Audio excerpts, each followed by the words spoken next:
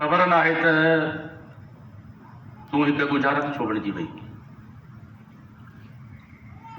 कॾहिं कॾहिं त मां इहो सोचींदुसि त शायदि तूं हिन रिश्ते मां ख़ुशि न आहीं।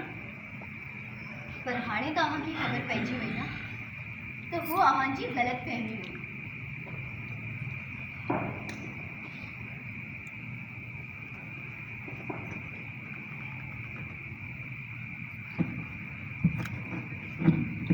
ईअं बि सोचे सघिजे थो।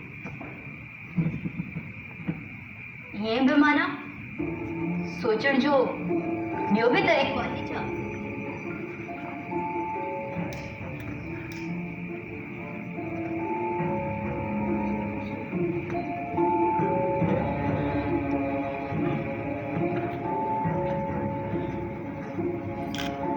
सोचण जो ॿियो तरीक़ो केतिरा ई तरीक़ा थी सघनि था। मिसाल तौर इहे बि सम्झी सघे थो त इन खां अलावा तो वटि ॿियो को रस्तो ई न हो। इहो अव्हां छा चयो? मुंहिंजे चवण जो मतिलबु आहे त